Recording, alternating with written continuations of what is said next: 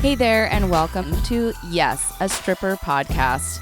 On this podcast, we'll discuss how classifying each other as people and workers is dangerous to society and marginalized groups of people. We'll also talk about the climate in and outside of the strip clubs and all of the amazing things that strippers do. And of course, we'll talk about all of the things in between. I'm your queen, A.M. Davies, and this is YAS, a stripper podcast. So before we get to our guest, I'd like to talk about my thoughts for the week. I've been thinking a lot about baby strippers and millennials and the younger generation and about how important their role is in society today.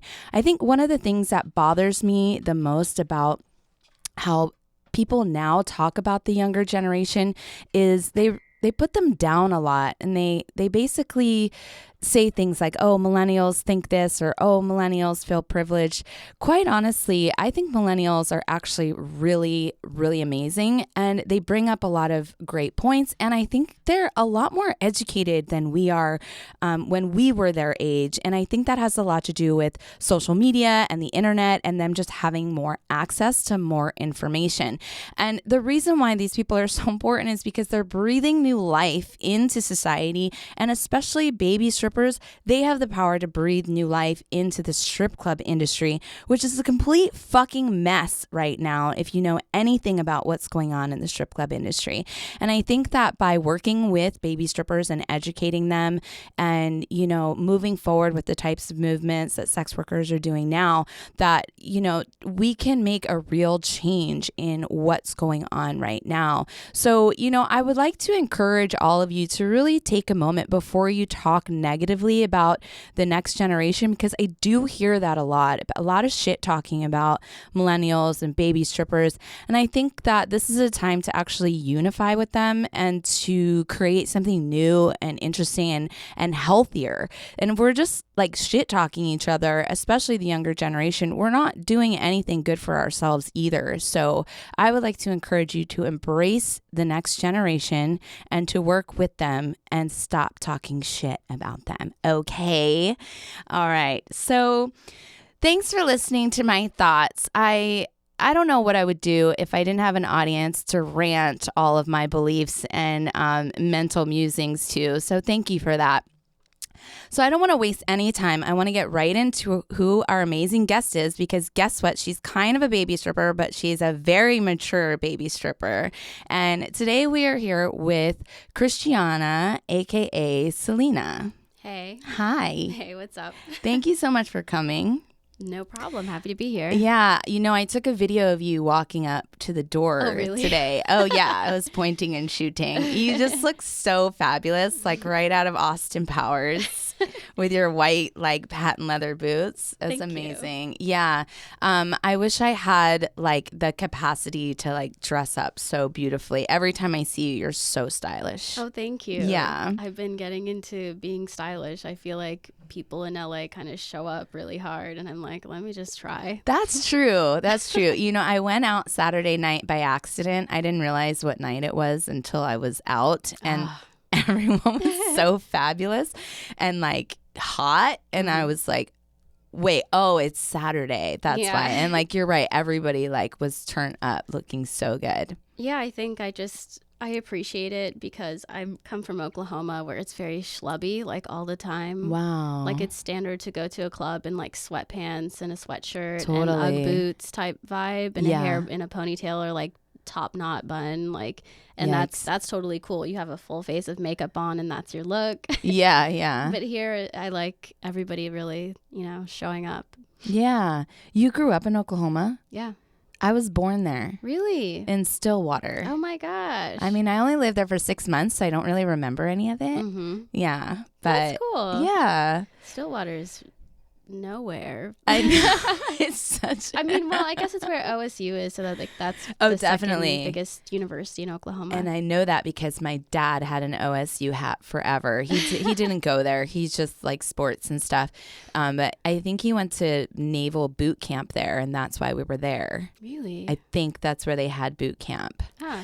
It had something to do with the Navy. There would be no other reason that we would be in Stillwater. Yeah, definitely. it's truly nowhere. Yeah. And there's a place in Oklahoma where you get these drinks called lunch boxes. Do you know what I'm talking about? No. And they have dollar bills stapled all over the walls and the ceiling.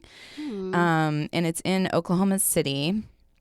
I forget what it's called. Every time I always forget. I have no idea where this place is, but I have someone to go needs now. to comment. Yeah, and so lunch boxes are like less than half a glass full of light beer with a splash of orange juice, and then you get a shot of amaretto that you drop in. Okay. And it tastes like fruit snacks kind of slash like maybe a cracker in there, because the beer is like, it's really it's got good. That hoppy thing plus the fruity. Very interesting. It is.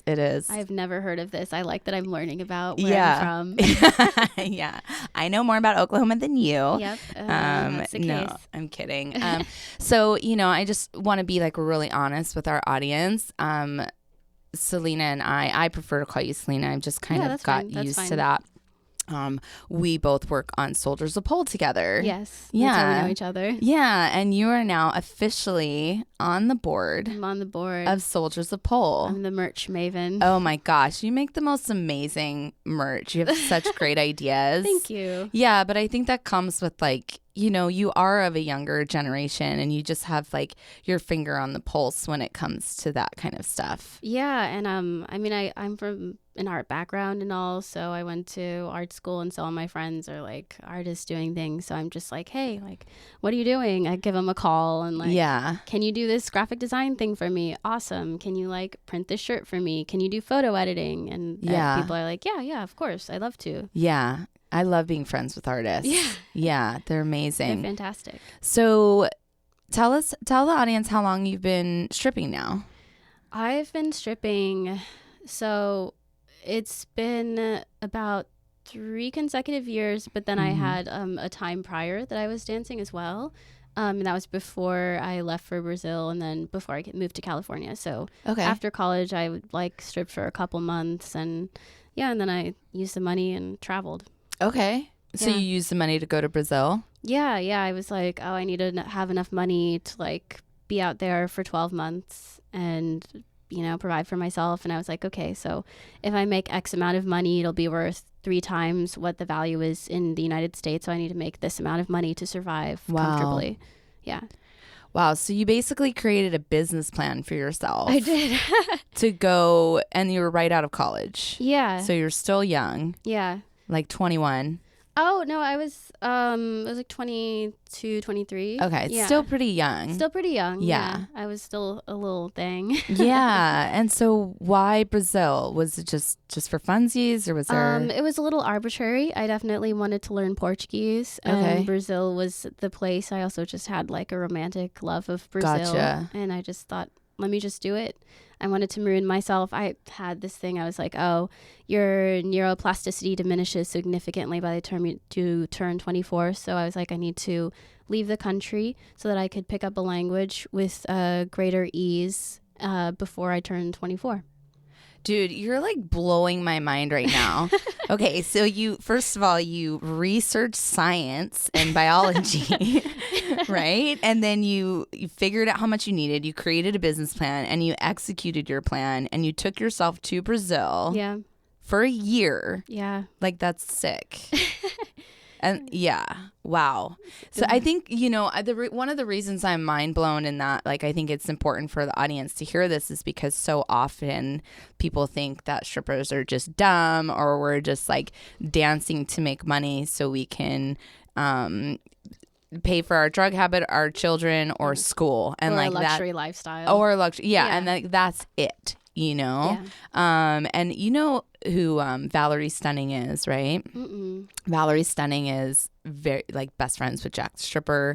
I should definitely introduce you to her via Instagram. Follow her, because she talks a lot about like the business aspect of stripping, and how to save your money, and how to hustle, and like the mental roadblocks that we deal with. And she really encourages people to, love stripping, but also utilize stripping for what it really is for, which is to make a shit ton of money and do the right things with it. Totally. I mean, I'm like an obsessive saver.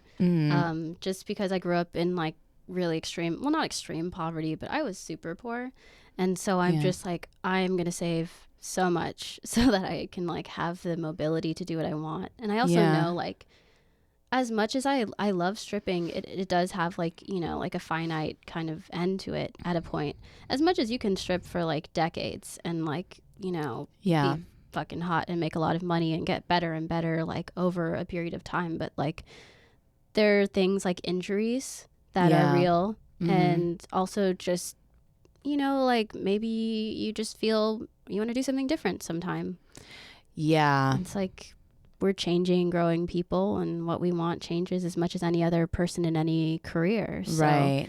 you know, what your point of focus is always going to be changing. So I think for me, it's important to save and just like, you know, keep that in mind, like keep it in mind that I'm going to change and want something different. Yeah, totally.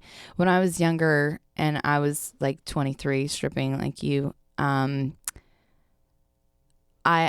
wasn't as smart with my money, and I look back on that time and think like, dang, you know, if I had the intelligence that I have now or the experience, how different my life would be. And then of course you can't do that, right? You can't live in that make-believe past that you're making up. But yeah, and that's why I'm so like fascinated by the younger dancers now who know more of how to do that.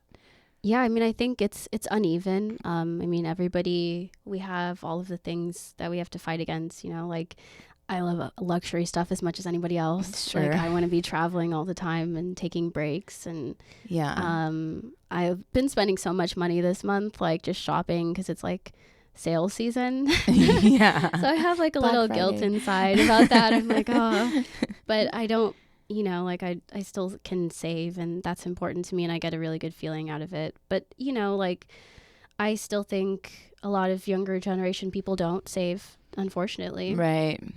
I mean, I think also people don't, it's not just that they don't realize that it could, like that they're not always going to have that money with that same frequency, but it's also just like, there's a lot of extenuating circumstances. Like people have maybe unstable living conditions, or maybe they're taking care of their families or things like that, you know, so they're not always able to, or they don't have the mindset to save. Right. That was me missing the mindset. And then I did save, and then I invested in the wrong thing and lost it. And my mentality was, I'll just make that 20 grand back in like 2 or 3 weeks. Like, no big deal. I wish I was balling that hard. Yo, back in the day though, yeah, it was different. It was different money then. It was very different